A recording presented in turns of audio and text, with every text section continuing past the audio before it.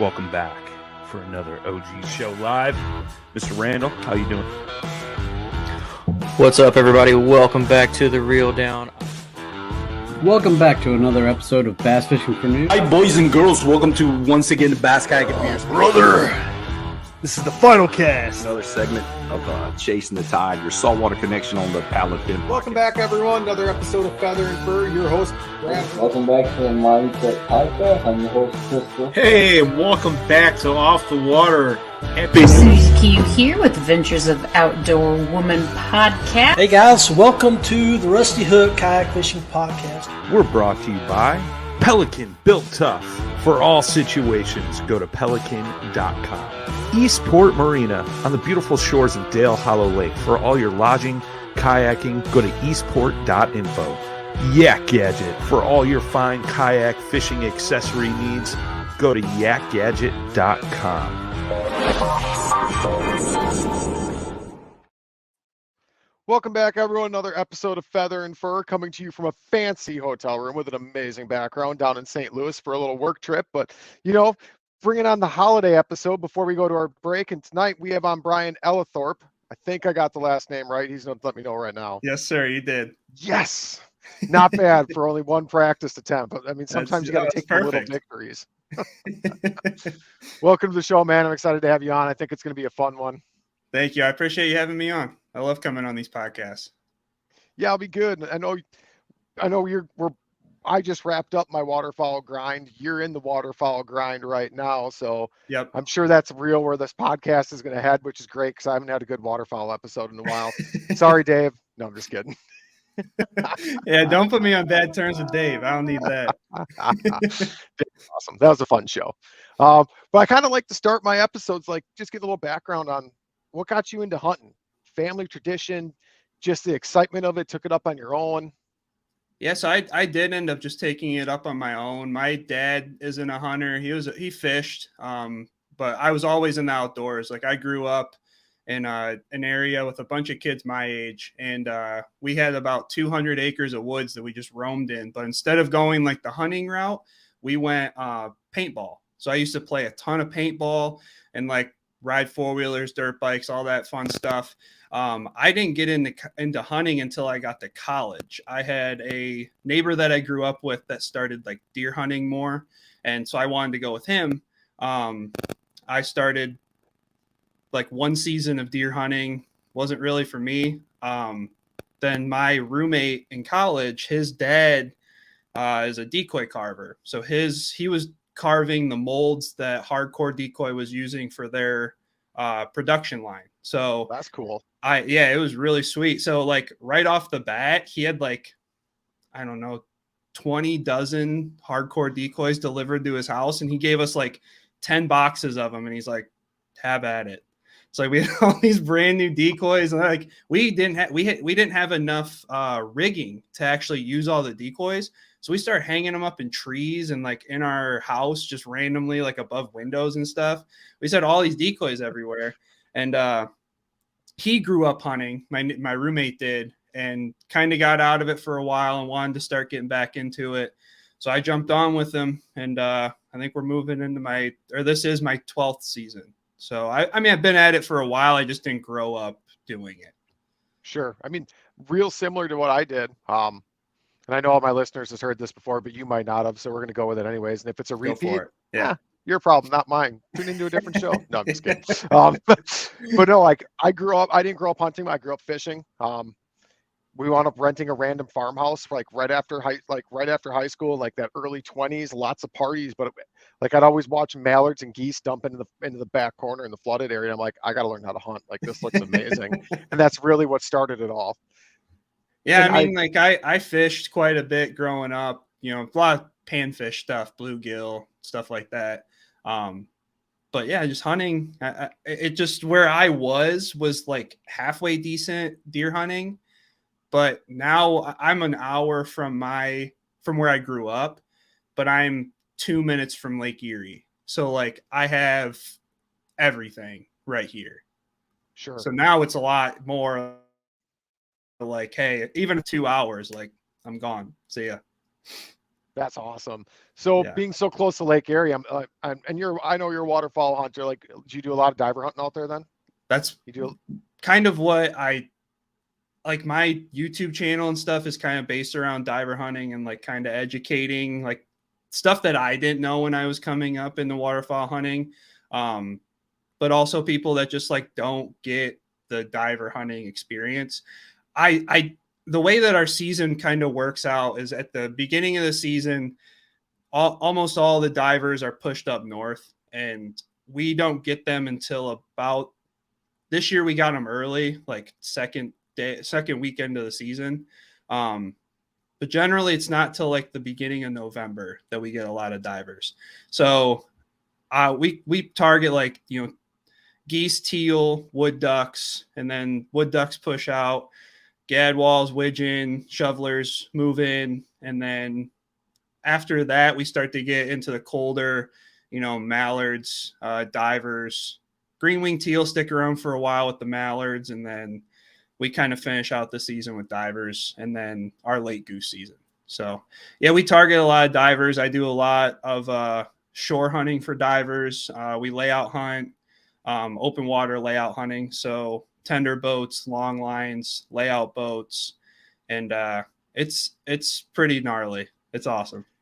It sounds super similar to the Wisconsin season, to be honest, because we get all that early. I mean, we get that same kind of style rolling migration like you get late season mallard. Then the divers are in. Like, I mean, we get a good push of divers in the middle of the year where we get most of our variety, and towards the end it trickles down to a lot of golden eyes and buffalo heads and like the real hardy divers that come in late in the year. But my favorite. It's been a wild season. Like our late season was incredible. Like we were breaking a lot of ice to get to the open water, but of course that concentrates the birds. Yeah. And Sunday was our end of our season, and Saturday I shot one of the best wood duck I've ever seen in my life. Like I couldn't believe it. I saw that. It was nice. I mean, that bird is phenomenal. And I had just taken one the Tuesday before Thanksgiving. And I'm like, I'll never get a bird nicer than this in Wisconsin. I've never seen a wood duck here this late. And this thing came flying through, and it didn't, like most wood ducks, didn't decoy worth a crap. It just came through like at 40 miles an hour. And I finally caught up to it and dropped it. And the guy that was with me goes, "Why'd you just shoot a Merganser?" Like, dude, that wasn't a Merg. I'm like, that was a Woody. He goes, "That was a Merg, man. You're going crazy." And it dropped like right on the edge of the water, and we watched right where it fell, and it went nowhere. Like we could see it laying there, and we had mallards still working. And I'm like, all right, just leave it there, because I didn't have my dog. So I'm like, just leave it there. We dropped a couple mallards that came in. I'm like, all right, time to go get our birds. So we go over there, and I walk in to start getting the mallards, and he goes over to grab the Merg, and he's like, "Dude, you're right. Like that's a wood duck." And he brought it over to me, and I'm like, this thing is incredible. So you had already taken a wood duck into to get mounted? It was in my freezer ready to get mounted. Oh, okay. And now I've got this one, so now I'm taking two. Now, might as well, yeah. Why not? I don't know if I'll get them both mounted, unless the taxidermist is like, you have to get both of these mounted. They're that good. But I'm gonna let him pick which one's better. I already know which one is, but I'll let him look. Maybe there's something funky on that one where he's like, yeah, the other one's actually better. But you never know. Right. But some weird coloring or something that you might not notice right off the bat. Yeah. I'll say the one that I just got this last Saturday, like all the colors in the bills is far more detailed, and there's more color and not washed out compared to the one I took on that week earlier Tuesday. Yeah. So I really doubt he's going to be like. Well, what I was going to tell you is that this spot right here where this lab picture is, that's actually reserved for a 3-bird mount that I have at taxidermist right now. Nice. So that's going to be a canvas back, a Drake Eider, and a Drake Old Squaw. That'll Drake be awesome. canvas back, yeah. So it'll be all on like one. They'll be on a rock. So all of them except the Eider. So the canvas back will have its back out. The Old Squaw will have its belly out, and then the Eider is going to be just sitting. Nice. So that should be that'll be cool. Yeah. See, I'm like, and what you said, you're like maybe just mount both. Yeah. I'm kind of thinking about doing like a hanging dead mount, and then I would do both. That'd be cool. Like, yeah. Like both of them like on some sort of like leather strap or something, and like hanging on like a piece of like wood or something. Like that's where it's like. And then I wish I would have shot like a baller hen one now, right? Like two males and a hen or something crazy. There's people that do the shadow box for a dead mount, and then they just add them to it. So like Sure.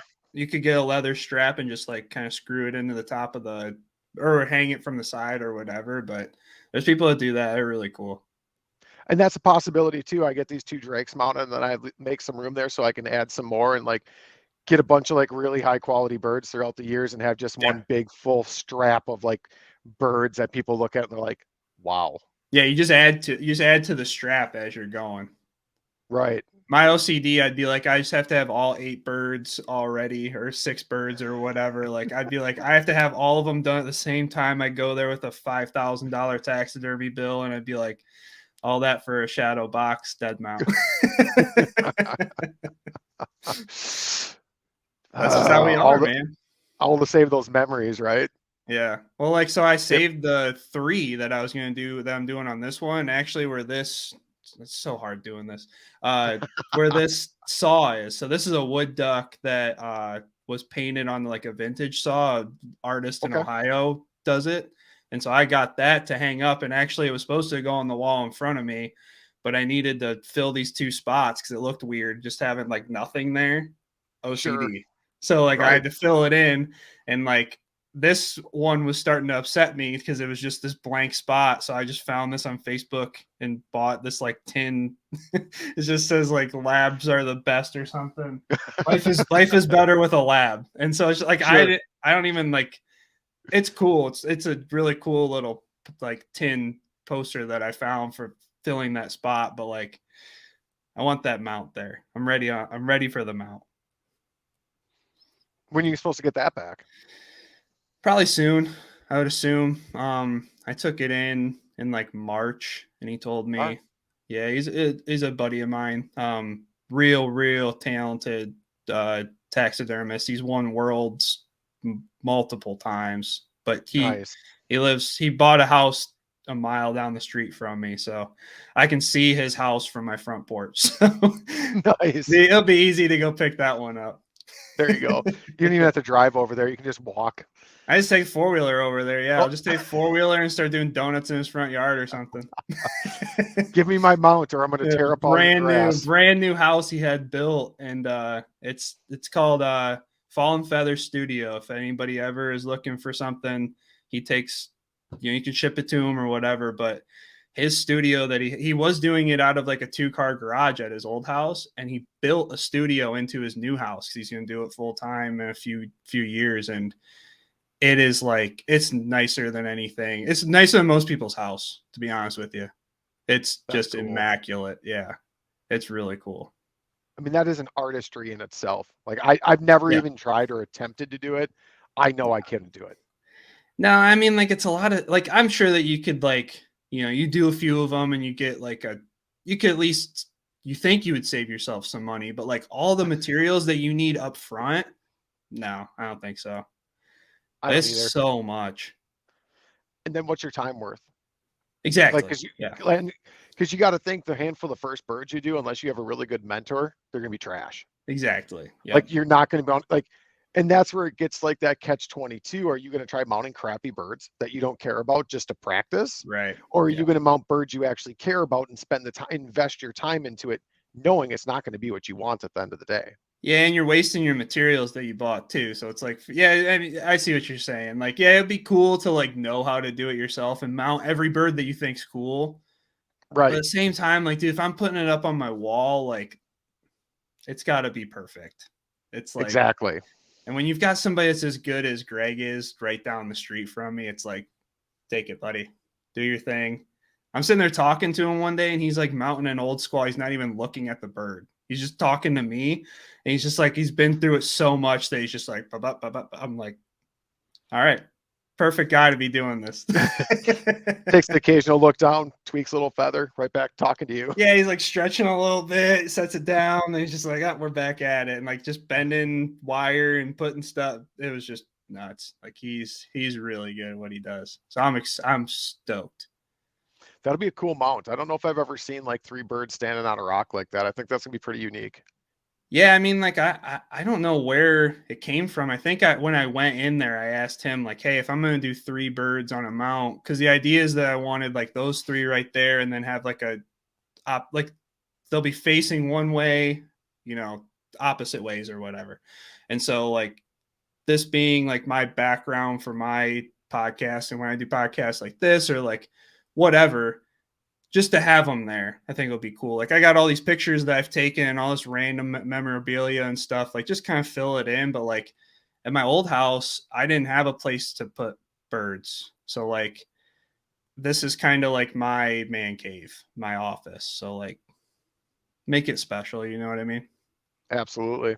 Yeah. And it's just nice, like, because it brings back those memories, right? Like Yeah. that's the best part about it. Like it's just that, like, that great reminder. Like when I look at my normal background's a roll top desk with some stuff on it. Yeah. And, Yep. and there's 2 whiskey bottles up there. Yep. There's 3 right now technically, but one whiskey bottle was my lab's last year of grouse camp, and I had saved his feathers from all of his first retrieves, like his first duck, his first woodcock, his first That's grouse. awesome.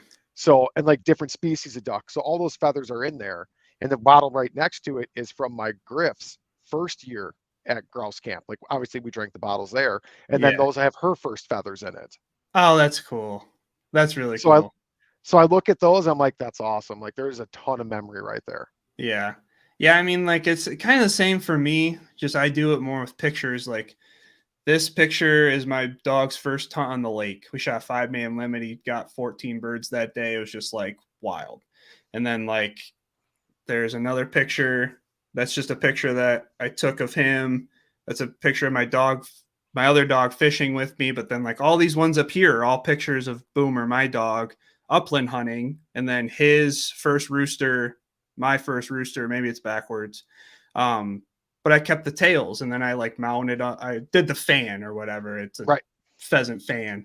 But like, yeah, it's so cool hearing the different stuff that people do for like memories. Like mine's pictures, yours are the feathers. Other people do like shadow boxes with wings in them. I'd seen some guy asking for wings the other day because he wants to like just hang just one wing, but like have it spread out in a shadow box and start hanging those on his wall. And like, there's just so much cool stuff that people do. I love every bit of it. And it's unique as well, and it's personal. And if you're going to put, like, if I'm going to put it up there, there's a story behind it, or there's some sort of meaning behind it. I mean, do I have some random stuff up there as filler? Yeah, sure. I just bought 2 wood duck decoys, like decorative ones. They're not decoys. I'm like, those look cool on the desk. Like they mean nothing to me, but they look cool, right? Yeah, but exactly. Then I've got pictures. I've got like pictures of family up there, like my niece's first buck she shot. We took a picture with her, like that she actually framed it and gave it to me for Christmas as like a thank you for helping her, and like the mentorship. So like that went front and center up there. Yeah. And I actually gave her a hard time about it too. I'm like, you notice anything in the podcast? She goes, no. I'm like, you didn't see you're in every one now in that picture. She goes, stop. You've embarrassed her now she wants you to take it down. But it's all that stuff that just, and I think all hunters go through an evolution. I really do, where at first a lot of people chase limits, or maybe at first you're trying to get those like as me as a waterfowl hunter, like first I wanted to like get birds to decoy, and then I got birds to decoy, and then you really get birds to decoy, right? Like first they kind of come in, you're like, yeah, they're decoying. And then when you finally turn that flock for the first time, I remember it. I was hunting on that farm field. I was laid up against a piece of old equipment out there. It was red. So I had on a red sweat. This is before I had layup lines or anything. I had a red sweatshirt on and camo pants, leaning against this thing, hoping bees don't come out of it, right? Yeah. And I had out a dozen shells, because that's all I owned was a dozen goose shells, and I'd just gotten them. I got them for like an early birthday present, I think it was. And I'm sitting out there with a terrible claw, but I got them to turn, and they locked up and they dropped into those decoys, and I took 2. And like, that changed everything. And then it's like, then I started to chase those limits, right? Because now it's like, how good can I be? And then that burned off real quick for me. And like, I really realized, like, I just want to have a really good experience. Yeah. I want that experience. I want to watch my dog make that phenomenal retrieve. Yeah. I want to watch like these birds just dance. And I pass on so many shooting opportunities now where like they just didn't do it quite right. Like I didn't see their feet. Like exactly. But most people probably would have taken mallards on that pass. And I see people shoot at them but farther, and I'm like, nah, that's not right yet. It's not right. Yeah, yet. I get a lot of people that, because I'm kind of at that same stage right now. Like it's not even so much that like I need them to finish in a certain spot. There's just like, there's that, I can't even think of the word, but like the satisfaction of just like a bird locked up about to set its feet at 10 yards, 15 yards. I got them that close. But also like when you're shooting birds, like a pass shooting over like behind you into brush or like cattails or something at 40 yards. Well, now I got to spend 20 minutes with my dog going to find that thing when it's like maybe that bird was going to make another pass and lock up right in the decoys. Makes the hunt easier too. But I think that you're right. Like I think you have to go through all of those stages. Like you have to go through the figuring out stage, or like if you grew up with somebody that taught you a lot of stuff, like at some point you're going to link up with your friends and be like, let's go, like we need to go shoot limits. And like, obviously with social media and stuff now, like that's cool. And like, you know, been there. Absolutely. But it's, yeah, you kind of transition through that. I don't think I stayed in that stage very long. Then I started making videos. So like, I was just trying to make cool videos. Like, sure. That's what I enjoy doing. I enjoy the memory part of it in video form. I use videos as like my hunt log. Like my entire YouTube channel is basically my hunt journal. Like I go back and watch the videos that I make all the time. All of like my dog's first upland hunts or his first duck hunts or like this crazy retrieve that he did that I got on video. Like that's the stuff that I really enjoy. So like, yeah, I got through that like limits stage. I still like to shoot limits. It makes better videos, or like, you know, sure. We're all chasing the limit. Like we all want that done at 8:30. We're going to get breakfast. Like, yeah, we want those bangers, but it's like, I'm not going to get upset. I've never gotten upset that I didn't shoot a limit. Like some people really mope about that stuff. Like if you go out and have a bad day, they're like, why did I even get up? And it's like, well, there's more to it than that. Agreed. 100%. And don't get me wrong. I mean, on the last day of the season, we took a 3-man limit of all greenheads, and it was awesome. Yeah, it was nice. But all of those birds worked. Every one of them worked. It was wings down. It was feet down, cupped up, dancing into decoys. We might have taken 1 or 2 shots where we're like, probably should have let them work one more time, but we were a little excited, right? Because that always happens. But all those birds worked, and they were well within range, and I mean, that was awesome. Because now you're putting all the pieces together. But I've had hunts just as memorable as that one where I haven't even shot a bird. And it's just been the camaraderie. I mean, and like a limit of birds or even shooting a bird won't make or break my hunt for me. There's plenty of other things that might, but that would not do it. Mine's ice. Ice ruins my hunts, seems like. That's the one thing that can really put a damper on the day for me is ice. We've had to deal with that already this year. That's when I have a ton of gear. I don't know if you're the same way, but like I have multiple boats, kayaks, dozens and tens of dozens of decoys. And like, if my gear's not working or it's not doing what's supposed to, that's the kind of stuff that upsets me. That like 100%. It's frustrating, man. Like we had a whole ice shelf break off and come through our decoys a couple weeks ago. And you're sitting there and you're just like, we have to pack up. Like we can't sit here, but it's like we got up at, 4:30 and we went to the spot and we had to kayak out and break ice. And then like we cleared it. And then this huge shelf comes in and just wrecks everything. Well, then I spent like 3 hours untangling all my stuff that just got wrecked. And it's like, that's the stuff that'll ruin my hunts. But like, if I'm just sitting there and like nothing works, I'll take pictures or I'll just, if you're with your buddies, it's not like deer hunting. Like you're not sitting there doing like being quiet and cold. You can be cold drinking coffee, but hanging out with your buddies, like making breakfast in the blind. Like, it's a good time. It's what you make of it. If you go in there with a bad attitude or you're negative about it, like that's what's going to ruin a hunt. We used to hunt with the kid that if we didn't see anything or like his gun jammed or something, it was over for him. It's like, yeah, I can't really do that anymore. Yeah, no, I couldn't do that either. And it's that's one thing I really like about waterfowl hunting, and that's why it's a social hunt. Like it's Oh, better with absolutely, yeah. friends. It's better Yeah. with buddies. And I actually just was able to work a deal, and I traded my last boat, which is a 16-foot Excel, for an 18-foot Pro Drive. Yeah. So I got a bigger boat, and it's why and he wanted a smaller boat because he's hunting more alone. And I'm like, I'm done with the solo hunts. Like if I'm gonna solo hunt, I'm gonna grab my dog and I'll go chase grouse. Like if I got That's buddies fair. to come with, like we're going waterfowl hunting. Yeah. I do like a solo hunt though. Like me and the dog going out. I have a little 12-foot lawn with a mud motor on it because like I big water hunt for the most part. Right. So like I have a 20-foot lake boat, but I got this little, puddle jumper basically that got like basically nothing into. At some point I would like to get an 18-foot like, gator tail or something, Then when I start taking my son and like other kids and stuff like that, a few years down the road. But yeah, I mean, like me and the dog can load up that little 12-foot boat, go anywhere. It's like I think that I need those more than anything else. Is like I just kind of need like a reset. Like I'm not trying to please anybody else that I'm taking with me. Like I'm not using a ton of my own gear. It's like, dude, we're loading up 18 decoys in the boat, a Momarsh blind, and we're going. Like I need those every once in a while. I can see that, those simplistic hunts. And I still hunt solo like that as well. And I went to a local river, which is easy to wade. And like a lot of areas I hunt are endless muck where you don't even wade it. And it's frustrating because picking up decoys, everything else, it's just a pain. So I went and did that's why I take kayak.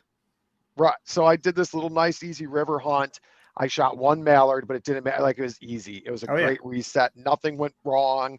I was able to just walk out there, set my decoys, walk out, pick them up. Like everything was easy. It was relatively nice for temperatures. And I'm like, yeah, this was nice. Like this is fine. But it's when you're out there and you got out 4 dozen decoys, the wind's howling, and you're trying to pick up decoys by yourself. So you're dropping either stakeout poles or something to hold you as you pick as many as you can. Like that's where it's like, man, I want a buddy. Yeah. Yeah. I mean, like, so a lot of the big water stuff that we're doing is like, I mean, I'm throwing 8, 12, 14, 15 dozen decoys. And it's like, if I don't take a crew with me, like I'll be out there all day picking that stuff back up. So it's real easy to put out.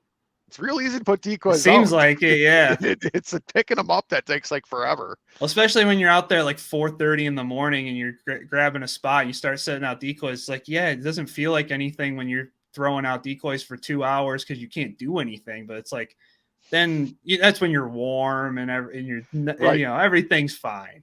And then like, if the sun comes up and the wind starts blowing and starts ruining everything, it's like, you could be out there and especially for us, like, I don't know if you hunt Green Bay very much, but like, I'm sure that would, so that would probably be the closest thing to like, for you to compare to like our lake. But like, I mean, it gets sketchy out there. It can turn on a dime, and it's where I'm at is like a shallower part of the lake. So like the wind kicks up and the waves kick up right away. So like they don't, you're pushing less, the wind's pushing less water down by us. So like, everything kicks up, and luckily we have the boats to get in safely and stuff like that. But like if I'm out there by myself and I have 15 dozen decoys out and I got to pick up and it's like, it's now or never, I have to leave it. Like, and it's not really the best idea to be out on a big lake like that by yourself anyway, safety wise. So like if I'm solo hunting, I just go into a marsh, like 18, 12, 16 decoys, whatever. Like simple, easy. Yep. Absolutely. So what drove you to the big water? Just because it's so right there and accessible, or is there something about the big water that really drove you to it? I don't know, man. Like I kind of linked up with some buddies when I moved out here, and they were hunting the big water quite a bit. They kind of introduced me to it, to the point where like you start doing it. And the nice thing about going out on the lake is you get away from the people. So like anybody can get 12 decoys and a gun and waders and walk into the public marshes around us. They're all wadeable. So like most of the people in our area will go in these, public marshes by by my house. And like, if I want to beat the crowds, you got to get out on the lake. So that's what makes it nice for us, is like, you go out there, there's a lot of, we have anywhere from 10, 20, 30, 40,000 divers out there at any given time. So it's like, you're putting yourself in a better position for success if you do that. I just love shooting them, man. Like, they're fast. I love challenge. Like, yeah, it's the challenge. And like, if you start working, especially when you're layout hunting, there is nothing like sitting in a layout boat and having a bluebill almost land in your boat. Or you're sitting there and all of a sudden 60 bluebills come flying in at you at Mach 10. And it's like, it's so cool. Like, there's very few things that, like, maybe a tornado of 300 mallards would beat that, but like, we just don't get that around here. Like, I don't know what really makes the difference between like where we are and where people are like hunting these big tornadoes of, field mallards and stuff. Like, it's Ohio, man. Like, we got cornfields and bean fields, like literally surrounding our marshes. So like, I don't know. It's just different. We've got different terrain here. Like, I can go from hunting a Great Lake to hunting a river to hunting a field in 15 miles of my house. So sure. Like, it just, there's so many different things that we can do here. We're just not in like a specific dedicated flyway. Like, we are kind of in between flyways. We're in a flyway for divers because divers are coming from Lake Huron, Lake St. Clair, Lake Erie, Lake Ontario, Chesapeake Bay. Like, that's their trail. So like, we get them all. I've shot sea ducks. We shot 2 sea ducks this year just on shore. And like, that's not super common for us. Sure. People do shoot them quite a bit. Like, it's just not as common as like buffleheads, bluebills, golden eyes, that kind of thing. Any squaws over by you? I just shot my first Lake Erie old squaw like 3 weeks ago. All right. So like, we get them up in Saginaw Bay in Michigan, Lake St. Clair, they see them. The north side of Lake Erie sees them. Lake Ontario sees them.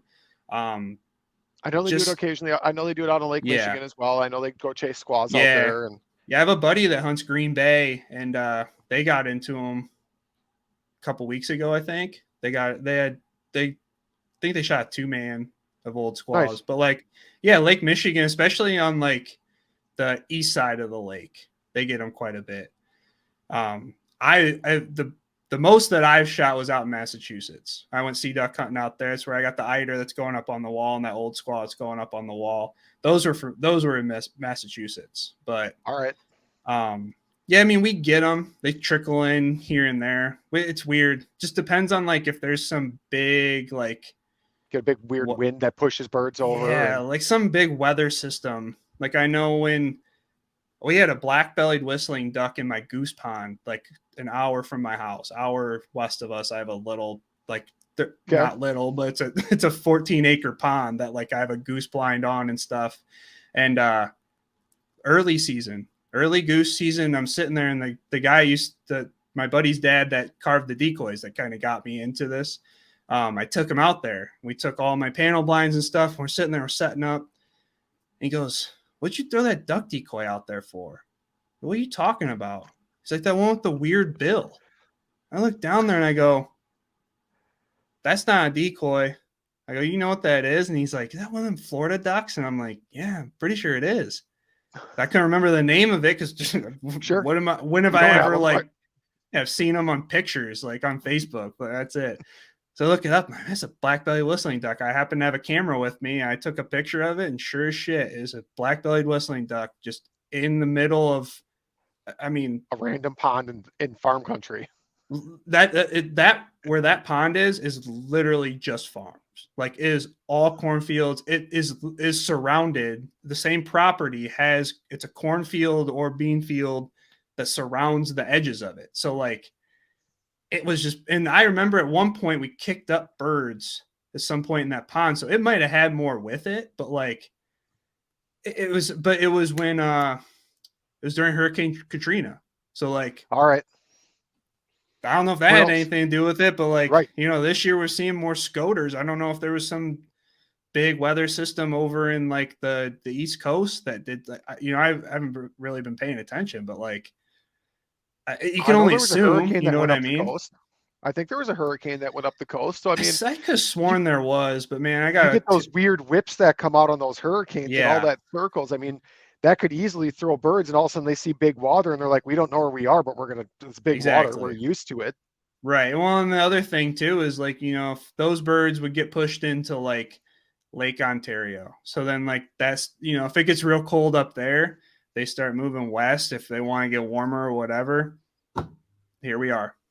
Sure. It's like, I mean, there are different flight paths and stuff that like they'll record of scoters and old squaw and that, all that kind of stuff. And like they do somewhat browse Lake Erie, like nothing crazy, but like it's just all weather.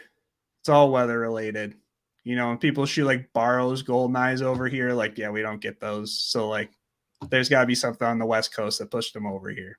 So sure, if that makes sense. Yeah, I know a few years back, might have been 5 years by now, a juvenile harlequin was shot on Lake Michigan, Wisconsin. We had one shot on Lake Erie this year. Did you? Yeah, like, that blows my mind. Like, how lost is that duck? Yeah, especially, and didn't they just shut down the like Washington season? Yeah, so like Washington closed. Yeah, so I mean, that's their safe haven. They're like, yeah, no, we'll go to Wisconsin. Right. We'll wind up in Ohio. Yeah, why not? Yeah, we got nowhere better to be. Like, how much land did they have to fly over? Which they're not a land duck by any means. Like, how much land did they cross to get back to big water? Yeah, I mean, like you'd think, like really the only big water that would head towards this way from there is like the Snake River. Right. And that's like, yeah, where are you going to go? The Mississippi River and follow that all the way down? Like, no, we're going to cross that, go straight to Wisconsin. 50 miles up. That looks like a big pond. Yeah, we'll try that. Why not? That's crazy. It's so crazy to see the different patterns that these birds take and like the different kinds of places that they end up. Like I know somebody, I don't remember where I saw it, but like somebody shot an old squaw in Texas not too long ago. It's like, what is that bird doing? Yeah. Right. And like the patterns, I agree, they're super weird. Look at snow geese. We get like very few snow geese in Wisconsin. Very few. But Illinois and Iowa, like they have conservation seasons, and they just hammer them. But it's like they do this weird little left leg up, and like they completely avoid Wisconsin. It's like we're covered in the plague or something. Like how do they not? How have we never had enough of a west wind to push them through us? Like that's what blows my mind. Yeah, it's crazy. Like I've seen the most snow geese that I've ever seen in Ohio this year, and I don't know what the reason is for it. Not even going to try to attempt to figure that one out. But I was sitting out on the lake one day, and I could have sworn they were pelicans because the black tips of the wings, we get a ton of pelicans around here, and they are white birds with the black tips on their wings. So I'm sitting there, and I see one group fly over and had a couple dark birds mixed in with it. I'm like, well, geese will kind of go in with them, or cormorants. We have a ton of cormorants around here. So like they'll sneak in with whatever they're sneaky little birds. They're disgusting. And so they'll go wherever. Have a season on them? No. North. Yeah, we don't either. Canada does. Canada's 3 per day or something like that. And I mean, like, I don't know what would we do with them if we shot them, kind of like mergs. I still shoot them. I don't really care. But damage they do, someone's got to control them. Well, and so our ODNR does, our Ohio Division of Natural Resources, they do. They have they shoot them, but it's like they have one person that goes out on a boat to an island and shoots them with a 22, and it's like that doesn't really help, Sure. Get all 10,000 duck hunters on Lake Erie that are going to shoot them. Like now you're making a dent. Give us a weekend in the spring. Exactly. No limits. Oh, you want to make a dent on them? We'll make a dent. Everybody be walleye fishing with a 12 gauge, no plug in it, with a choke or tube on it. But yeah, I mean, like I'm sitting out there and I see these birds come flying over, and I'm like, those might be pelicans. And then all of a sudden I see another group, and I'm like, It's looking more like snow geese. And I had this giant group of like 60 fly right over our heads. And I'm like, I've never been more sure in my life that those are snow geese. There's, a couple blues mixed in with them. And we didn't have a chance at them, but it was just like, I was sitting there filming on my phone. I'm like, well, nobody's going to believe this. Like, right. We just don't get them that much. And then last week, that was the first time I've ever had a shot at snow geese. And I mean, I say shot, but we kind of sky busted them at like 50, 60 yards. Cause I mean, they say like, oh yeah, they're easy to kill. So we're like, and that's how like the spring conservation hunts are a lot of times. Exactly. I've never done one. I'm trying to do one this spring, but I know a lot of times like they don't want a decoy. Like, right. That you're taking longer shots on. Yeah. Yeah. Yeah. And so we were like, hey, it's too raw. So we'll take a poke at them. 50-mile-an-hour winds to our back didn't really help, so we didn't get them. But like, I mean, it's cool. Like, we don't see them all that often. It's kind of a taboo thing for a lot of people. They'll be hunting a cornfield or like a farm pond or something. They get these two snows come in, or like one by itself, and it's like, yeah, things are lost. But it's the same way. Like, Illinois splits us, so like, why aren't they making it to you, and why don't they keep coming to us? Right. Like it's so weird. I don't get it. Like that, and I get it. Like there's, like it's ingrained in them, their flight path. But then we get these weird winds, and it completely pushes birds all around because of the wind. Right. It's like, how have we never had a strong enough west wind when they've been migrating back to Canada to not blow a few hundred of the thousand, or like a few thousands of the hundreds of thousands, let's say. Yeah. Through, I mean, look at the occasional flock when the spring migration's going on, and you can tell the difference pretty quick, but we don't get any sort of numbers. Well, now that you say that, this spring you're going to be sitting there and go, oh, where did all these snow geese come from? Right. We're always sitting around me like, how quick can we whip up a conservation season? Let's go. Yeah. They'll be like, oh, we can do that in about 4 years. Oh, it's not going to help us now. Yeah. This is our one opportunity. You're going to have to move quick. Exactly. No, there's no such thing as quick. No, not in the government. That's for sure. You won't even, the ink won't even be dry in a year. Nah. They'll still be writing the bill. Oh yeah.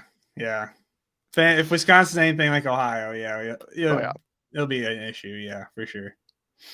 And honestly, it's probably a good thing we don't get them. Like from the hunting aspect, I would love to, because it's one more thing I can do in spring. Yeah. But from the crop damage and everything else, I have no idea how much damage they cause on the way up back to their feeding grounds. Right. But thousands and thousands of birds like that can't be good for anything. I mean, it can be hundreds of thousands too. Like, right. I mean, when you're talking about these hunts in Kansas and Arkansas and Oklahoma and all these places, it's like you're essentially talking about flyover states. Same with Ohio, a bunch of farmland. It's like, yeah, but the spring when these things are coming back through is planting season. So like, right. You're screwing up a lot of livelihoods if you've got these huge feeds of snow. I mean, it could come in and wipe out a field in a day. And it's like, right. I get it. Like, I totally understand why these people do the conservation hunts. It's like, you kind of have to, I mean, these things breed so fast too. I agree 100% with the conservation hunts. But I mean, I'll have those conversations and like, oh, I really wish we had hogs in Wisconsin. I'm like, no, I don't. No. It's the last thing I want here. I'm like, cool, so we can shoot some hogs. Great. But look at all the millions and billions of dollars of crop damage in Texas. I don't want hogs here. Yeah, go talk to people in Texas and Alabama and see how much they love having hogs around. Like, that's why they set up cow pasture size traps to get 50 of them so they can just murder them. It's like, because if you don't, like, it's the same thing. I mean, they're going through and they're destroying everything. It's like, yeah, it's a fun hunt when you go there and like go for sport, but like these people are doing it because they have to. Like, right. Like they're trying to protect their livelihood from an invasive species that's causing billions of dollars a year in damage. Like that's crazy to think about. And that I've had actual conversations with people in my home state. They're like, I really wish we had them. No, you don't. No, you don't. Just make the trip to Texas and be done with it. Yeah. You just go on YouTube and just look at the aerial videos of the damage done to a single crop field. Yeah. Like not only like the crop damage alone and the loss of revenue and like the insurance claims and everything else. Like it's got to be crippling to an economy.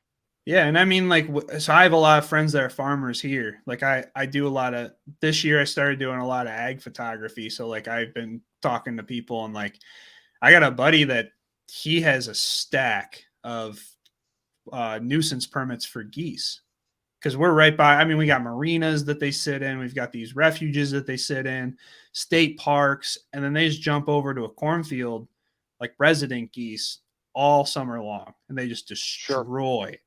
So he's just like, anytime you want to go shoot geese, come over and grab a permit from the office. Okay. But it's not, I mean, obviously you can't set up and like hunt them. It's jump shooting them, driving into a field, jumping out of your truck and shooting them. Like, I understand it. You know what I mean? Like, he was telling me, I think he said that a group of geese can eat like, I think it's 3 to 5 acres of corn a day. If it's like a group of 100 or 200 or something, which is not uncommon for us around here.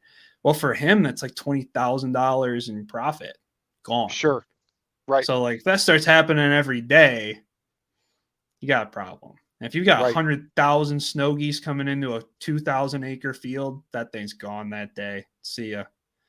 There goes hundreds of thousands of dollars in seed. You're done. Like, I don't want to know what they got to go through insurance claim wise and all that down there. The only thing I can think of is they must plant later. Like you, as a farm, like you'd almost have to roll that dice where you're better off planting later after the birds have pushed through.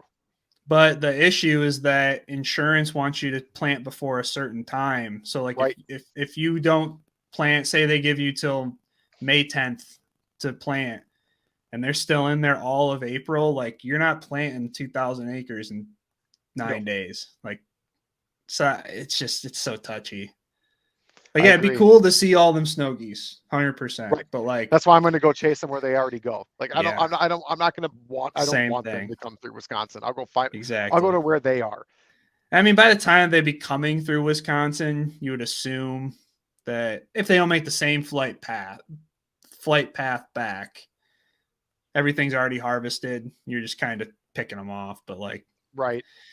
I mean, it's kind of how all this stuff started from conservation, trying to get, keep birds at bay. You know what I mean? Like if you don't keep the population down, then you're going to start ruining fields and all that kind of stuff. So it's tough. It's no different than properly managing deer populations, managing all animal. Yep. Like, I mean, we've taken away all the predators, or a lot of them. I mean, we've ruined we've changed the landscape. We've changed the habitat from our growth and everything else. And like we're managing disease and other things by keeping populations in control. Exactly. Yeah. Big thing up here is the chronic wasting disease for deer. Like we have that as well. Yeah. So it's all, I mean, and now we got avian flu. So like, where is that going to lead us? And avian flu, I mean, you almost could see it coming, unfortunately, because like you get that much of a population and it's so dense and they're ruining their own habitat, like in the tundra. Like something's like Mother Nature eventually is going to step in and say, okay, time for a disease to control this population. Yeah. Eventually, and they're so overpopulated, it spreads like a wildfire. Yeah, and well, like with this year, with all the droughts and stuff, like you got denser populations of birds in other places that they aren't generally. Right. So something small that could only maybe have affected 100 birds is affecting 6,000 birds. That spreads like wildfire. So yeah, it'd be interesting to see what they do on that, because I know they did like a later. I mean, it's not the same thing as chronic wasting disease, obviously, and like you can't really like target a certain area where like you could open up, like places in Michigan have opened up counties to say like you now have an extra 2 weeks of gun to help control chronic wasting disease in this area because we've found it to be the most densely populated with this disease. Can't really do that with migratory birds. No, that's pretty hard. And we take the same, like our metro areas in Wisconsin. Normally we have a 10-day gun deer, then we have a 10-day muzzle loader, which rolls into a 4-day antlerless only hunt. Okay. And then we have a late season hunt as well that's antlerless only, like in specific areas. But in our metro areas where there's a high CWD, rifle, they don't change. It's rifle the whole way through, basically. Oh, really? Yeah. That's nice. So, I mean, nice, I guess. But like, yeah, right. I mean, you wish it wasn't there, but the fact that they're letting it, at least doing something about it, is nice to see. Right. I mean, they've tried other things as well. I mean, the state's been looked at, laughed at in other ways, like trying to figure out how to manage it. But a lot of states learned from our mistakes, though. Like there was like Meat Eater talked about like that in Wisconsin, and like a lot of the mistakes like we made, other states have already learned from. Because nice if Ohio would learn from its mistakes too. We're still learning from our mistakes. I think we just have enough of an issue that we're just trying random things to see what sticks at this point. That makes sense. Yeah.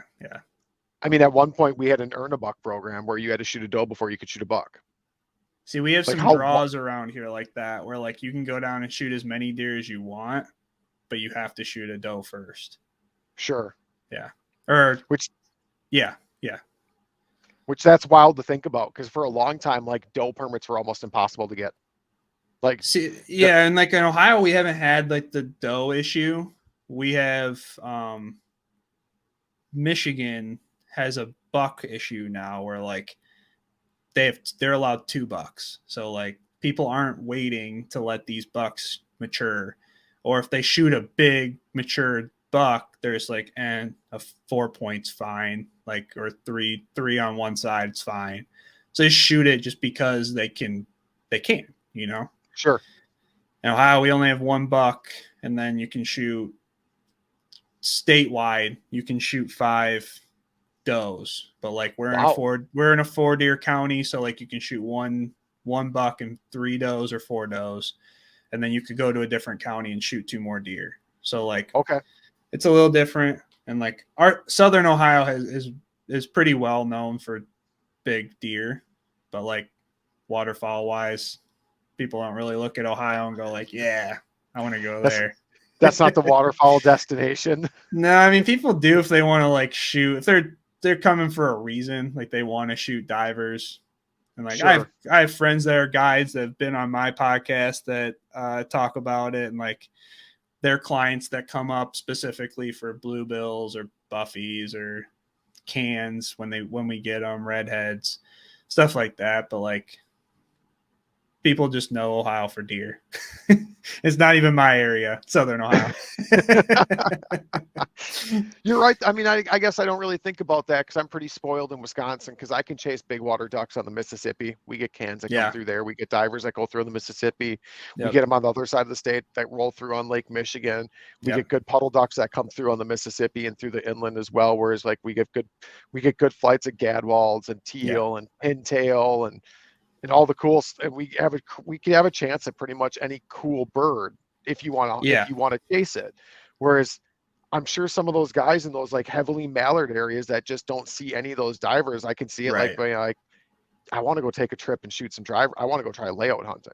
Like, and that's the thing too. Yeah, it's like I mean, there's been tons of lists that come up that some magazine will do that's like top waterfowl destinations, and it's like almost always there's something that has something to do with open water layout hunting on Lake Erie or on the Great Lakes, Saginaw Bay, St. Clair, Lake Michigan, Lake Erie, whatever it is.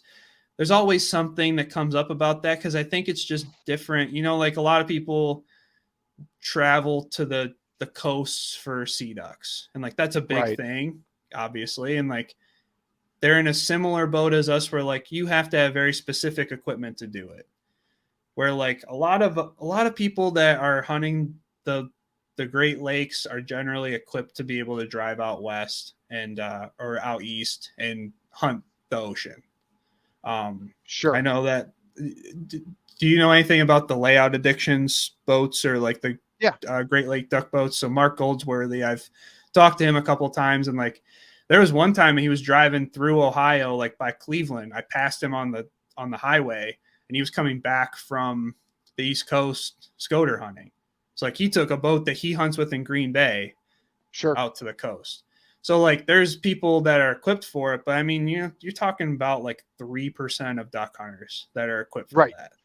Right. Everybody else, like you said, in like Arkansas or like Washington, these really heavily mallard dense areas, like they don't, it seems like they're very like mallard focused, where they're like, they see a gadwall and they're like, no, I was raised not to shoot gadwall to trash ducks.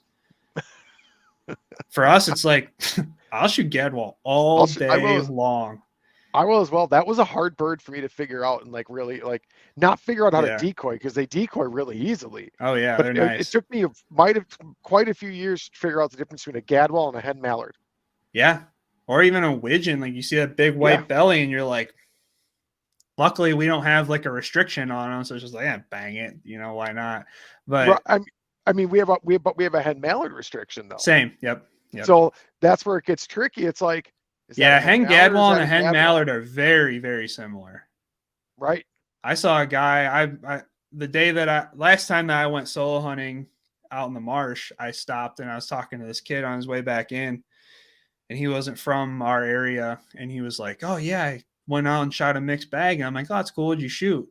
And he's like, "Oh yeah, I shot these hen black ducks," and he had hen gadwalls. And I go, "So I'll let you know that those are 3 hen gadwalls, and if they were black ducks, you can only shoot 1." And he's like, "Oh." It's like, it's another thing too, is like, you just got to do your homework, buddy. Like, like it's tough. Regulations, like we're only allowed 1 black duck, 1 pintail. Yep. I can't think of them all. Yours has to be very similar to ours, because we can shoot 2 cans, 2 redheads, 2 bluebills. It used to be 3 wood ducks, 1 pintail, 1 black duck, 1 mottled duck, which we don't ever see. Our bluebills are weird. I don't know because I didn't do anything on the Great Lakes this year, so I really didn't pay attention, because I didn't really have I wasn't going to shoot bluebills. But I know last year, for part of the season, I think we were only allowed 1. Then we're allowed 2 for a split, and then back to 1. I remember it was weird last year. Oh, it went back? Yeah. See, ours went from like the first 15 days of the season, which is generally our first split. You can shoot 1, and then it goes up to 2. We don't even see them really until our second split. So it's just like, but it used to be 3. And it's like, it's just so crazy to me. We'll see 20,000 bluebills out on the lake. And it's like, oh, I can shoot 2 of those. Sweet. I have a group of 40 dump into the decoys. Sweet. Better not collateral anything, because it's right. They're tight. They come in tight and they come in fast, and yeah, it makes it tough. So what was it? Man, that's crazy how to read this. We had 2 a day, 1 a day, 1 a day, 2 a day, back to 2 a day, back to 1 a day. How many splits do you guys have? So let's look north. There's a difference. It's different zones. Okay, yeah. Different zones. So north zone started at 2 a day, then went 1 to 1 a day. South zone started at 1 a day. We had a split in the southern zone, then went to 2 a day. And then there's the open water zone, which was 2 a day to start, then 1 a day to finish. That's nuts. Yeah. Make it easy. You guys are probably just looking for tickets over there. Probably. And the rest of it, we are super similar to you. Like 1 pintail, 2 canvasback, 2 redhead. We are allowed 2 black duck. I think ours is only 1. Could be 2. We used to be 1. I think this is the first year or the second year that is 2. Ours goes back and forth. Same thing with pintails and same thing with cans. It used to be like we could shoot 1. It was only 1. Then one random year it went to 2, which was probably the same year that we lost 2 bluebills. And then it's like, it's nuts. And then we don't even get like a real big push of cans until like late goose season. All right. That's when I take a lot of like these pictures of the redheads, right? Which way? Right here. Like, all right. That was during a goose hunt. They came right into our goose floaters. Like, interesting. And there's probably a couple thousand of them. It's like we don't really get like a huge push of that stuff until like real late. And it's weird. I'd love to know like who's behind setting the limits and stuff, because like, I can take that guy out on my boat tomorrow, show them where 10,000 bluebills are sitting and be like, why? I know I'm some of that is. showing I them, know hey, some there's is set at 5 the federal groups out level. here and there's 40,000 birds. Like, what is going on?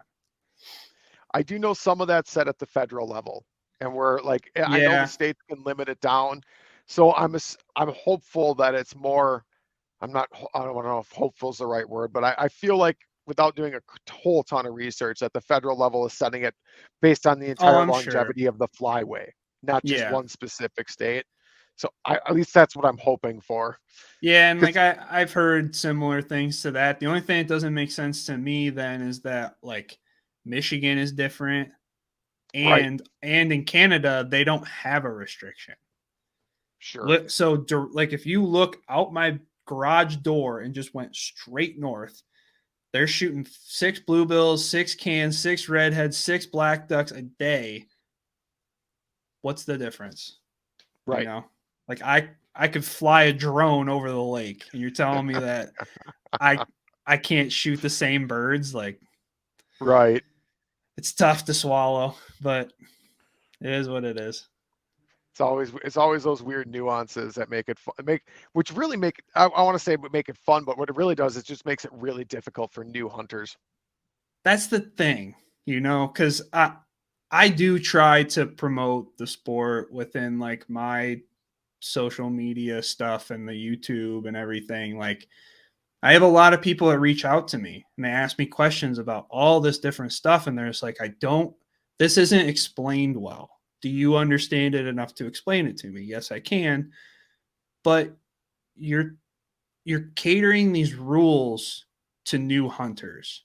Seasoned hunters aren't looking at these rules and saying, like, they're not dictating a lot of the stuff that they're doing.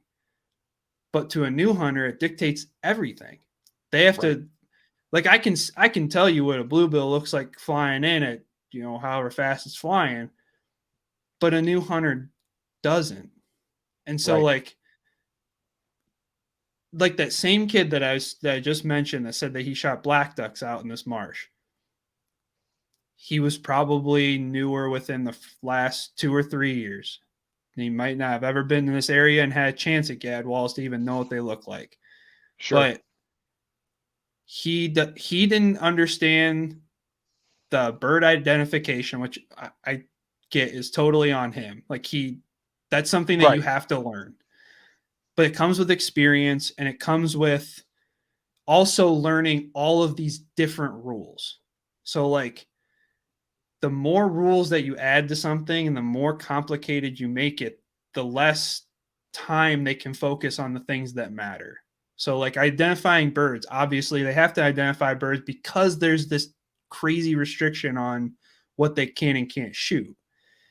I understand all of it and I agree with it, but there needs to be more offered then, instead of a poster that shows what birds look like in a cartoon. If you're really interested in teaching people, offer classes that like, I would be more than happy to take my giant camera, go out there and film birds flying around if somebody's going to use it for an educational purpose. Sure. I'll do it for free. I'll go out there. I'll spend all my time. I'll find these birds, make it as high quality as possible, give the state the video footage and say, now do something with it. Right. Teach people, even at a federal level, like if somebody wants, just put out an ad, say, hey, we want a bunch of footage of these certain birds so that we can teach new hunters what they're supposed to look like flying. Right. Film us a bunch of divers. Exactly. So we can break it down, and you can see, like, here's how bluebills come in. Here's not only their coloring, but here's how they fly. And here's a group of golden eyes. Same basic setup, but look how they fly different. And there's just different nuances. Like, there's patches on the wings, and that's how you tell goldeneye or a gadwall flying as opposed to like a hen mallard. Is there's a big white patch right there. Right. Like, that's stuff that comes with experience, but you can't expect somebody that doesn't have a ton of gear and a ton of experience to go out there and say, like, know that that's a Drake gadwall flying. They're just looking and they see it's a duck. And like, I've seen it. I've gotten people into it and I've seen it firsthand. And like, the only thing that I can do is just explain it to them when it happens. But like, there's not always that option. I mean, there's people that go out and like, I mean, even me, when I started hunting, like I think our first year we shot like 8 birds total. You can't expect me to tell you what they are after hunting a whole season and not even seeing that many birds. Right. Not holding birds and seeing what they are. Like, it's tough. It's very tough. It was years before like I said with gadwalls, it was years before I'd really pull the trigger, especially when we only had 1 hen a day for mallards. Like one hen a day, like that's not, we have 2 now, but when you have 1 hen a day and you're an inexperienced hunter, I had to be 100% positive. Otherwise, what if I have an oops? What if that is a hen mallard? I have an oops. I get a flock of mallards that actually come in and I accidentally clip a hen. Now I'm illegal. Like that's a bad day. Well, and that's the thing too, is like you have 3 shells. So like you can't tell, I mean, you have to not only learn these rules, but then also teach yourself self-discipline to not bang 3 shells into a flock. Like, I mean, you see this, you know, as a new hunter, even as an experienced hunter, like I don't get like overwhelmed by it anymore because I've seen it enough. But I mean, like you got a group of 15 birds locked up in your spread. It's like, we're going to the plug. And it's like, right. But if those are pintails, done. Right. Exactly. If those those are black ducks, done. Those are redheads, bluebills. Like, it's a very tough thing to get to people because you tell them, it doesn't even matter what tone you use or anything. You tell them like, hey, I know that you really want to get into this. Well, before that, you have to do a ton of homework and a ton of research to learn what you're shooting, or else you're going to get a ticket. Like, well, that doesn't make sense to me. That's the law. Like, it's not like it isn't a suggestion. Right.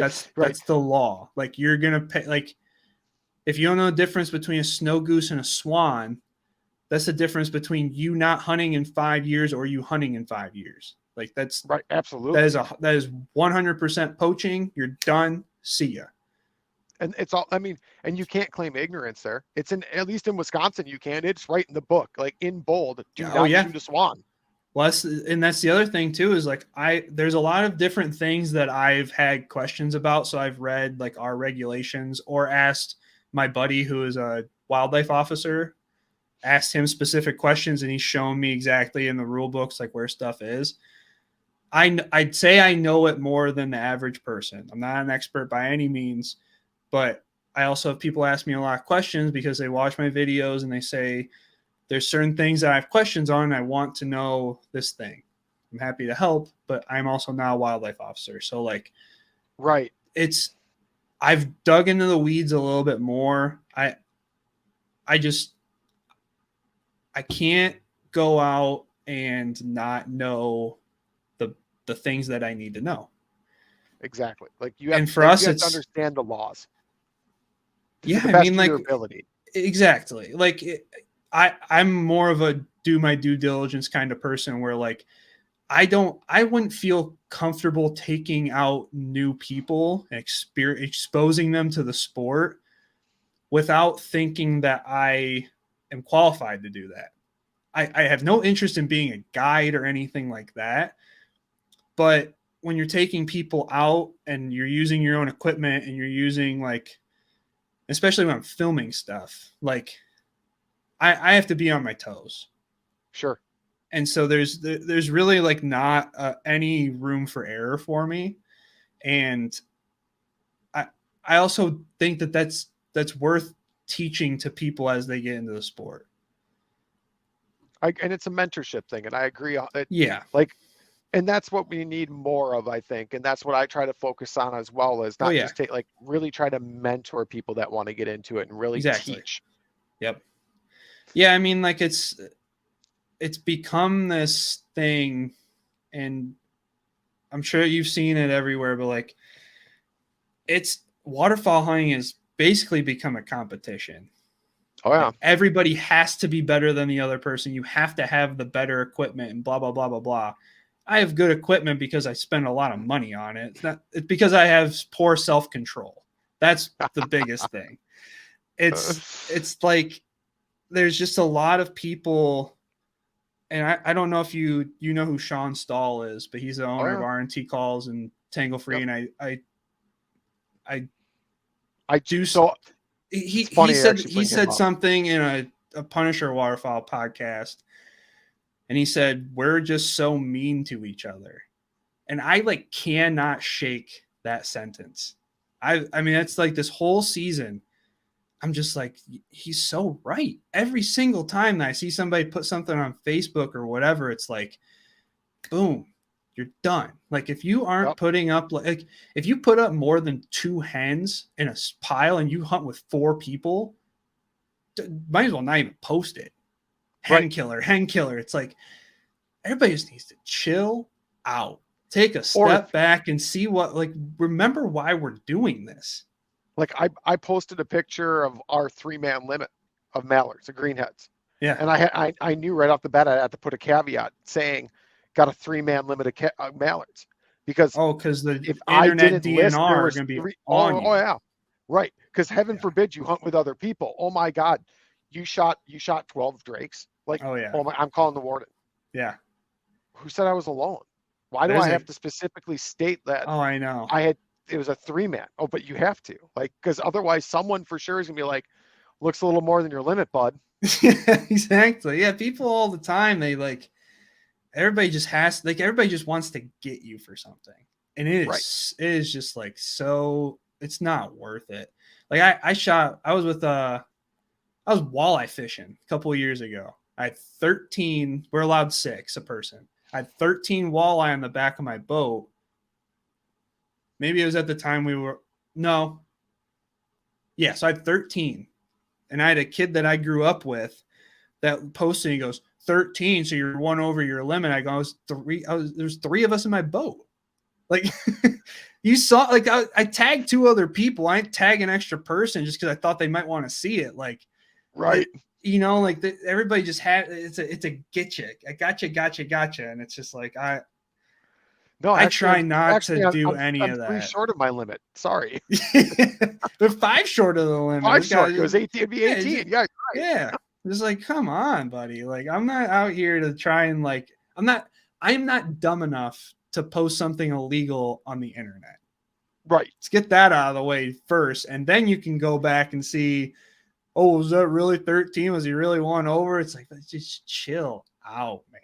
Like, it's not that interesting. Number one, it's not really, it does nothing for you. You can go to bed sleeping better because you got me. Right. Cool. Exactly. And I don't know, like, it's so weird with social media and that whole social mentality of it all. Yeah. Is it the fact that they're hoping to catch you just to say, like, I'm better than you? That's what it is. Or is it the fact that they're so frustrated that they can't get a limit of walleye, or they can't shoot that limit of mallard, where they're like, I'm going to find a way to bring you down so I feel better about myself. You put it that way, it's definitely both.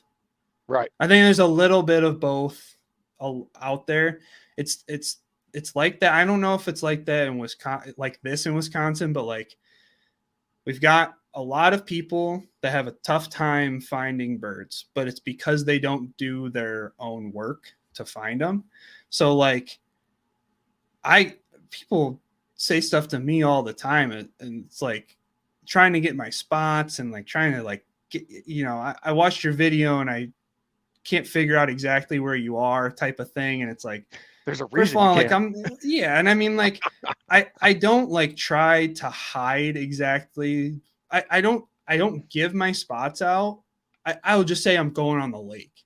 Like that's sure.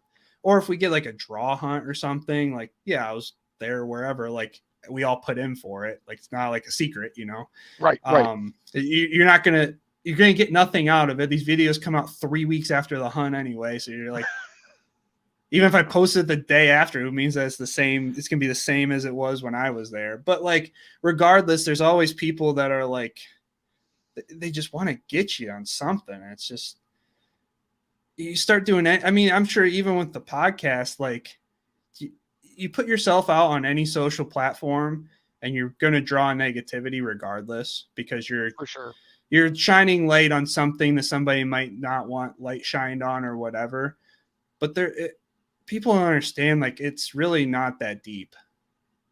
Like, for me at least, like when I'm making videos, it's because it's something that I really enjoy. It keeps me creatively fresh, and it's not as deep as people think it is. Like, I'm not trying to be some famous, waterfowl hunter. That's Ohio and famous waterfowl hunter they're not even you can't use them in the same sentence. Like, I mean, I guess I don't live too far from Fred Zink, but like that's the oddity.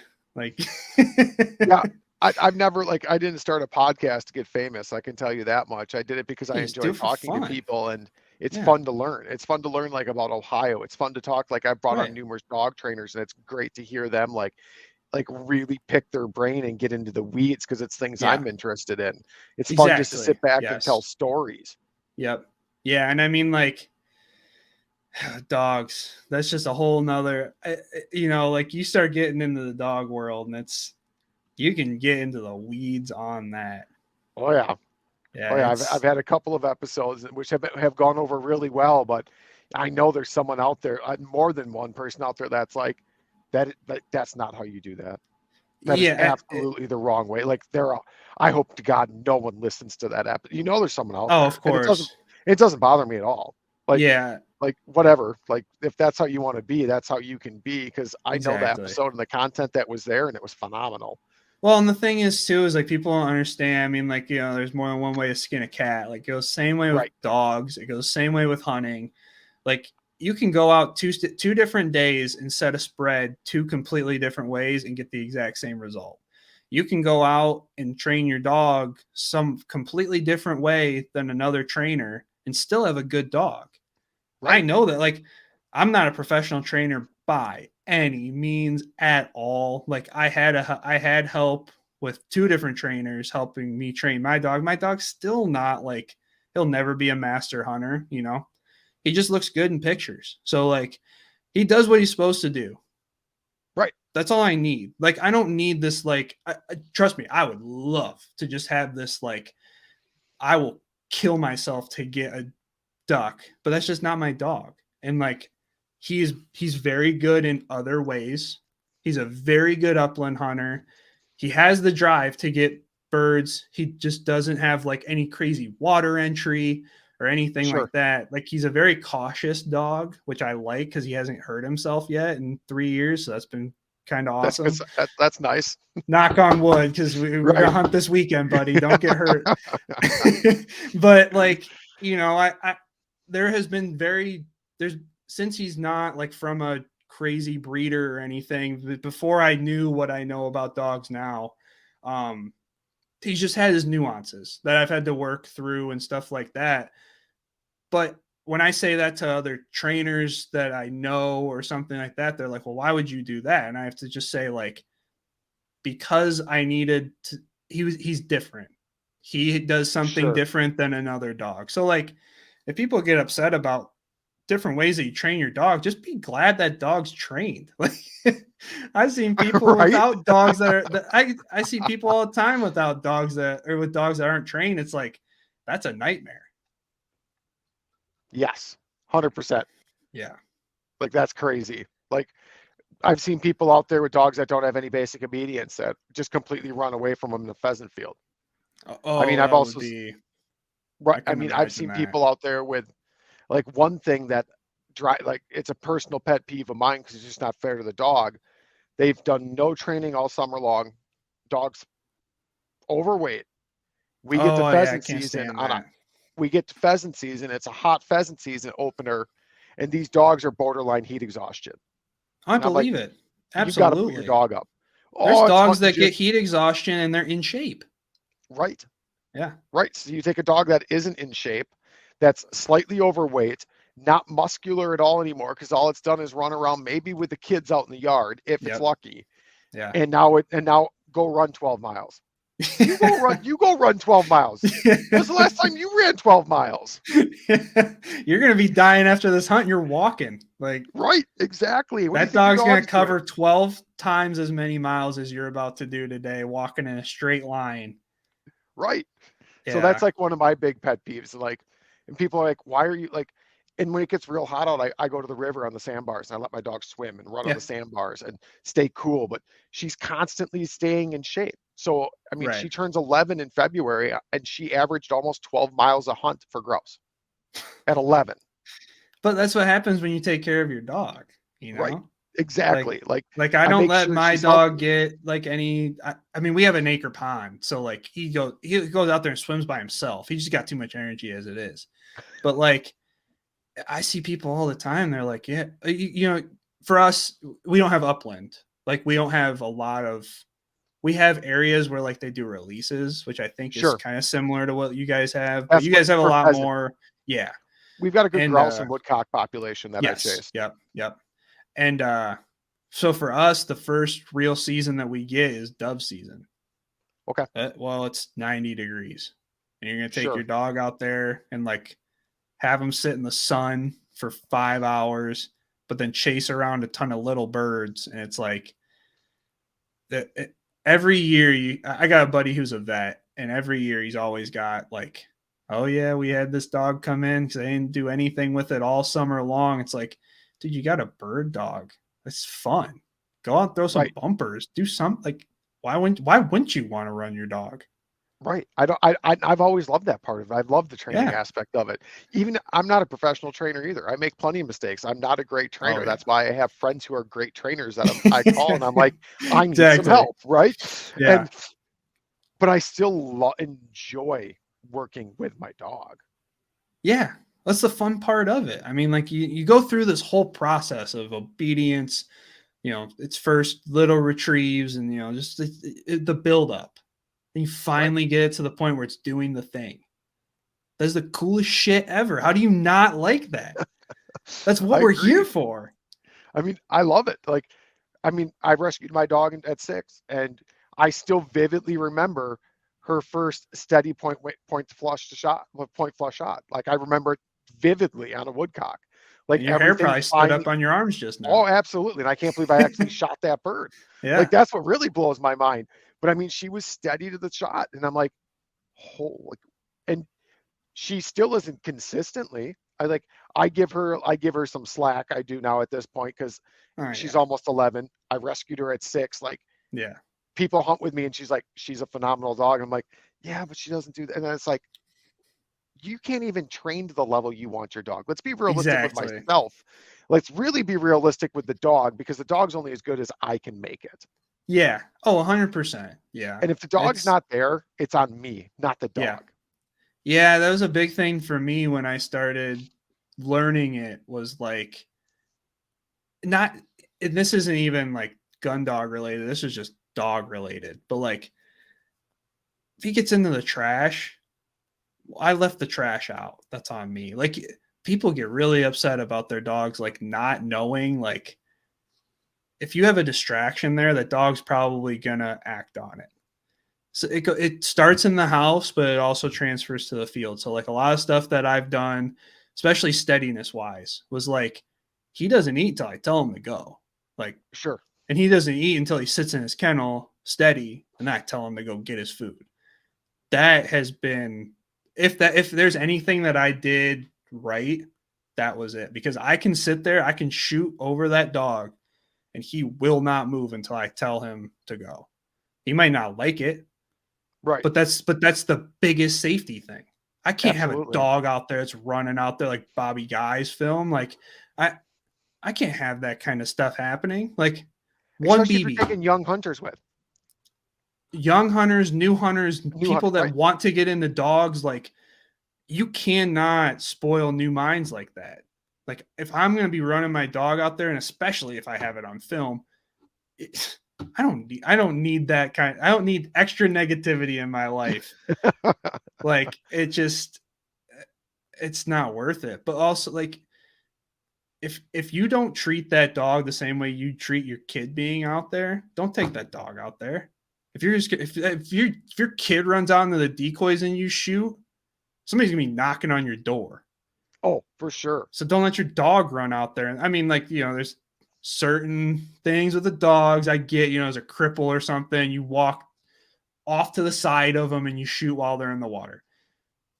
If you can make that call safely, fine. But like, there's just people that take a dog out there and it's just a loose cannon. I can only imagine in a pheasant field, especially with like the amount of people that come out, or grouse or woodcock or whatever. We don't have that sort of thing around here where like people walk in a line with 12 dogs, but like, you can't have I don't that take out any there part either. in that. I know guys that do that with pheasants. I don't do a lot of our pheasant hunting because I don't like the put and take. I'll use it at like, I mean, if I want to go hunt, put and take birds, I'll go buy half a dozen birds. I'll bring out a new hunter with me and I'll teach them in a controlled environment. Because that's I know what guys we that have. Yep. I know guys that love chasing the birds on the public land and they recognize that the DNR raised them and put them out there, but they just enjoy doing it. Like, that's fine. I'm not going to talk, like, I personally don't enjoy it. Like, I just want to chase wild birds. So when I go grouse hunting or woodcock hunting, it's with myself or with a good friend and their dog, and we're running 2 dogs. We're not in large parties. And if we see a vehicle parked where we wanted to go, we'll go somewhere else. Like, I do we the do it same to thing. get away from people. Yep. Yeah, that's we started talking about the stages of waterfowl too, and it's like, man, the last 2 years I've just been trying to go where people aren't. So I totally get that. If I showed up to a public field and there's somebody walking it, nah, I'm good. Yeah, roll the window down, let the dog, get some air. It's about it. Still a good car ride, but exactly. It's just, there's too many variables and stuff like that. And I do it for the experience, and I want to control my experience as much as possible. And my dog's not great with other dogs. That's one thing I have not been able to train out of her. She's aggressive towards other dogs. That's the way it so goes. I don't want her to be in that situation. So I don't want, my dog's got good basic obedience. My dog will heel. My dog can be off leash. 10 years. I don't know your dog. Like, 100%. I hear you all the way over. I already hear you over there yelling for your dog to come there, and it's charging straight at us.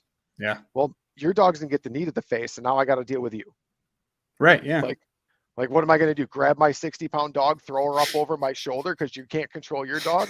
Nah. If I let my dog get to your dog, she's very aggressive, and the odds, and there's a good, like, I don't need my dog hurt because your dog's bigger, and I don't need to deal with you when my dog hurts your dog. And that's the other thing that I've learned too, which I don't know if you will agree with this or not, but the people that haven't fully trained their dogs would be the first person to blame you for your dog attacking their dog because it wouldn't listen. Absolutely. That's just the harsh reality of it. If my dog didn't listen to me and then got attacked, on me. Agree. Like, if your dog's off leash and you can't control your dog and your dog gets in trouble with someone else or something, like, that's on you for not training your dog. Oh yeah. That's not. I've had my dog a couple times sit, like a dog has run over to us and he'll be, I'm sure you're the same way, but I use an e-collar. Mm-hmm. So like when I beep it, he'll just heel and sit next to me. But if I tell him to stay, he will not move. Another dog will come over and like start growling at him. And I hear him start to growl and he's like, I'll tear your ass up, but I can't move from this spot. But it's like, there's people that just like, I mean, my dog will nonchalantly do it. It just, I can keep my dog at heel in that situation, but if that dog goes around to her backside, it doesn't matter anymore. Yeah. Like, it doesn't matter. Like, she's done. She's like, and it's instant. Like, I've got her to the point where she'll vocalize now, which is really good. Like, at least we have some warning of what's going to happen. Like, hey, because originally it was her just like little postured and not even a lot of posture, just a little posture, and it was like instant. Like, got it. Okay, yeah, like lit a match instant. I'm like, yeah, all right, we got to do something here. Like, this ain't good. Yeah, give us some warning. Right. You give me some warning, I'll get you out of the situation you don't want to be in. Yeah, because that's what it is. Like, you don't want to be in this situation. I also don't want to be in this situation because you make me uncomfortable. Give me a little warning, I'll get you out of here. Exactly. Now, is that the same dog that you use for waterfowl? Yeah. Okay. Did you do what did you do as far as like work on pointing? She's a pointer. She's I mean, just like versatile dog. naturally started doing it. Okay. Yep, she's a pointing dog. She's a versatile dog. So she's a wired hair pointing Griffon. Her main thing is the point, like for upland birds, but she'll retrieve ducks.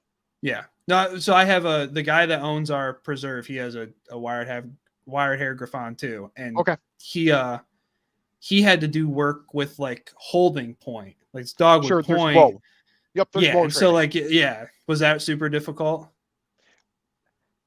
I wouldn't say like she's 50-50. If she wants to whoa, she will. Like, but part of that's because I started training at such a late age.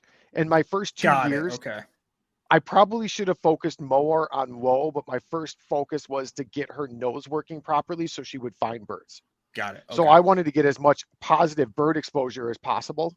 Yeah. Because we missed all that puppy stage. We missed the first 6 years of her life for training. So by the time I got taught an old dog new tricks. Right. So by the time I got her to the point where like she was actually hunting birds for me, I'm like, all right, now we should bring some whoa into this and steady her up. Got it. By that point, she was like 9 years old. Yeah. So I was now, just like, curious. I know people with pointing dogs, but they use them for mostly waterfowl. So like a lot of our upland stuff around here is preserves. So like you take your dog at more of a training thing than like a game hunting scenario, but like you can make it more difficult however you want. Boomer does like a hesitation point. So like you can definitely tell in his blood, because he's English, like that he has more of like he has more fun with the upland just because he can run and like sure he likes that portion of it. But he does like a little hesitation point, and then I can send him into flush. But I never did any work on like holding the point. He'll point and then he holds it until he wants, and or he holds it until I have to make him go in and flush the bird up. But yeah, I always enjoy talking to people who like do more of it, especially like with grouse and woodcock. I'm sure that's a little more intense than our preserve hunts. It's fun. Grouse are super tricky. The only thing that makes, in my opinion, the only thing that makes a good grouse dog is grouse. They're super finicky. It's the experience. Yeah. Like there's times where that dog can get right up on them and they won't break and they'll hold tight. There's other times where they'll run like pheasants and then they'll flush wild. And there's other times if that dog gets within 40 yards of them, they're gone. And that's mostly in like wooded areas, right? That's all woods. Yep. So is that northern Wisconsin then? Yeah. Okay, cool. Yep. Are you in northern Wisconsin? No, I'm in southern Wisconsin. Okay, so that's a trip that you guys take then. I do that. I pretty much spend my entire October chasing grouse. I'm up north almost every weekend. So I don't get into waterfowl hunting until November, because I have such a big passion between the two of them. Yeah. That I have to so I take those months that I know I miss great migration days because I'm out chasing grouse. But once deer hunting starts, I keep my dog out of the woods. Okay, that makes sense. Okay. So, yeah, but I mean, like if grouse is something that you're passionate about, you're not missing out on the waterfowl. Exactly. You're just changing your focus. Right. And I love late season waterfowl. I love late season mallards. I love breaking ice. That's what I enjoy. Like I love these late season birds and these really difficult hunts where it's hard to get out. And a lot of people disappear too. Like I don't like hunting. 100%. I don't like hunting war zones. I went out for a hunt in October when I couldn't make it up north, and on this tiny little marsh that I hunt that should have 3 boats had 12. And I'm like, I'm not coming here again until like deer hunting. Yeah, well, and all like these people are gone. Yeah, you get the fair weather hunters, and then you get people who like kind of by us. It's like people think that the beginning of the season is like the puddle duck season. They don't stick around to see the good stuff, but also like we're out chasing divers. So like we have a pretty steady migration of birds, or like enough birds to keep us entertained. But like we don't have the grouse deal. We do if we were to go to Michigan, but like that's a 6-hour drive to get to good grouse land. And I head to the UP. I do a trip every year to the UP. Yeah. So like that would probably be what I would have to do from here is like go up there. But like you said, a good grouse dog needs grouse. So that's for a pointer. So that's for a pointer though. Like if you want a dog to actually hold point, my lab was a phenomenal grouse dog. That's what drove me to love grouse hunting so much. He was steady, but he didn't want to be steady. And he was super high strung. He was a much better upland dog. And I'm like, do I keep fighting to try to make him a waterfowl dog, or do I start using him for his strengths? And that's what really drove me to grouse hunting. And he was a phenomenal grouse dog. And grouse contacts with him, like all it took was a couple. And then the whole training part was stay in range. Like if we're in thick woods, I don't want you more than 15 yards away from me. Yeah. If we open up a little bit, yeah, you can move to 20 or 25. But at that point, like once he gets to that bird sense and he knows what he was chasing, it was the training part where like that was done. It was keep the dog in range now. Whereas with a pointer, they have so much more to learn because my dog will be 100 yards away from me sometimes. Right. So that's you use a GPS collar? I do. So you can see when they go on point and then. Correct. That's super cool. Yeah. And it's linked to my watch. So I don't even have to pull my phone. So it uses my phone. I use the Dogger Pathfinder and then I use the iWatch for it. So all I have to do is look at my watch and it says she's on point 60 yards that way. So at 20 yards, there's times I still can't see my dog. Like that's how thick of what we hunt. Dense it is. Yeah. I've always heard that grouse woods is like, you know, a lot of people do like like old, like lumber mill trails and stuff like that, or logging roads. But I don't know why I couldn't think of that. Logging roads and like, walk those and then have the dogs try and flush them over the road and stuff like that. But you can try, but the birds never flush the way you want. So we don't. Just like with duck hunting, right? The harder it is to get to the area, the better the birds are. Yeah. Like everybody's willing to walk roads. We don't. We go that totally makes sense. Way off the roads into the different habitat where people don't touch, and that's where we start. Got it. Okay. Yeah, so, that's a whole nother realm that I don't. I think it'd be cool, but you're welcome to come anytime you want to, man. I'll get you out. I appreciate it, but my addictive personality, I'd be like, well, now I need 6 more dogs and 12 more collars, and I'm gonna need 5 more over-unders, and I'd end up with the hat with the little tie in the front, you know. I'd be that guy. You gotta have a Stormy Cromer, man. Gotta have a Stormy. See, don't even know what it's called, and now that I know, I'm gonna buy one tomorrow. Well, I'll give you the next couple minutes, man. Let everyone know your YouTube channel. Let everyone know how to find you on Instagram, Facebook. I'll promote all your social media stuff, and then I'll make sure to drop all the links in the show so people can easily find it. I appreciate it. Yeah, so my YouTube channel is called Too Many Hobbies. If you search it, it's got like a green logo. I make a lot of waterfowl content. I dive into like walleye fishing, bass fishing, camera stuff, working out. It's called Too Many Hobbies because I've got too many of them. And the podcast is on there as well. I just kind of, have people come on, and I started this year where it's more of just like season. It's a season during waterfowl season, and it's not like a whole year type deal. So it's just a little bit more content that I can put out, and I have some guides and friends. There are people that I know that are interested in the same stuff that I am, and we just kind of talk about it for an hour or so. Instagram at Brian Ellithorpe, at Brian Ellithorpe Media. I post a lot of my pictures and stuff like that. TikTok is at Brian Ellithorpe. I post a lot of TikToks because I got a lot of random waterfowl content that doesn't make it in videos, so people enjoy it. It's gotten a lot of traffic. So nice. Pretty much. If you find one of them, you'll find a link to the other one. But the YouTube channel is what I focus the most on, and then the media Instagram page has a lot of my really nice pictures on it. So awesome. Yeah, I appreciate you having me on, buddy. It's been good. It's been a fun show. To all I know it's a long one, so for all the listeners that stuck around in one shot, I give you credit. This is a long one for me. I appreciate all my listeners. As always, I wouldn't do this if it wasn't for you guys. I appreciate you tuning in. And until next time, everyone, keep chasing that experience. Thanks for tuning in to another killer episode here on Paddle and Fin.